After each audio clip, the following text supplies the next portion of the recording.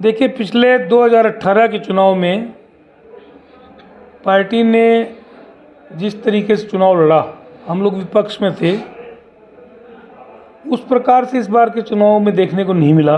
पहली चीज़, जबकि हमारी सरकार थी और पिछली बार प्रदेश अध्यक्ष थे हमारे बघेल साहब और CLP लीडर थे TS सिंहदेव जी और जितने वरिष्ठ नेता थे लगभग सभी ने चुनाव लड़ा, एकजुटता के साथ चुनाव लड़ा। अभी का जो चुनाव था वो चुनाव थोड़ा सेंट्रलाइज हो गया था, क्योंकि जो 5 साल की हमारी सरकार का कार्यकाल था, सरकार ने काम किए,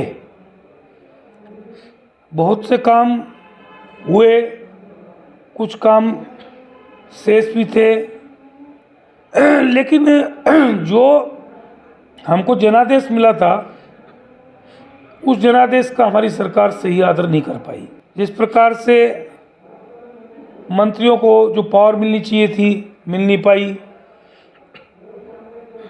एक ताकत सेंट्रलाइज होके कुछ चुनिंदा लोगों के साथ पूरे 5 वर्ष तक काम करती रही। जो एक खींचातानी का माहौल रहा,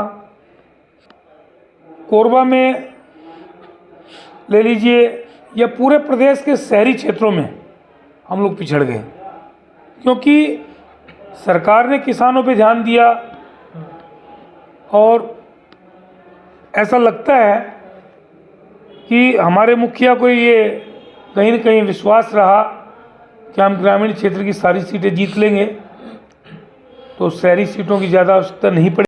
जो प्रशासनिक अधिकारी और पुलिस के अधिकारी थे उन्होंने कामों में व्यवधान भी डाले। सरकार से जो काम नहीं हुए, हमने उपक्रमों के माध्यम से भी पैसा स्वीकृत कराया, उसमें रोड का काम भी शुरू हुआ, लेकिन उसी कलेक्टर ने उस पैसा को काम को रोक के और भुगतान को रोक के और उसको काम को बाधित किया। इसके साथ साथ कुछ ऐसे छांट के पुलिस अधीक्षक और जिला कलेक्टर पदस्थ किए गए। एक पुलिस अधीक्षक अभिषेक मीणा, जिसने कोरबा को डुबाने में पूरी भूमिका अदा की। इसके बाद रायगढ़ के कलेक्टर बनाए गए, तो रायगढ़ का क्या हाल हुआ उसको देख लीजिए। SP बनाए गए।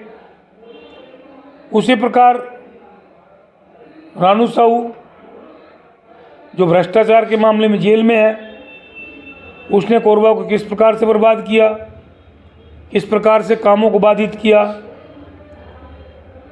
भोजराम पटेल एक SP आए, उसको एक सिपाही ही चलाते रहा, उस सिपाही ने करोड़ों रुपए धन अर्जित किया। अवैध सारे धंधे कोरबा में चालू करवाए। फिर एक आपके उदयकिरण SP आए, उसने तो सारे रिकॉर्ड तोड़ दिए। जो कोयला कबाड़ और डीजल चोरी के जो धंधे थे उनको और ज़्यादा बढ़ावा दिया। यहाँ गैर प्रांतीय गुंडों को लाके बसाया गया। इन लोगों ने पूरे कोरबा के माहौल को पूरे 4.5 साल तक बिगाड़ दिया। यहाँ पे सरकार की इतनी इनकम्बेंसी पैदा की और इस प्रकार के सुनियोजित ढंग से षड्यंत्र के अपराध करवाए, जिससे सरकार की छवि खराब हुई और उस सब का खामियाजा हम लोगों को भुगतना पड़ा।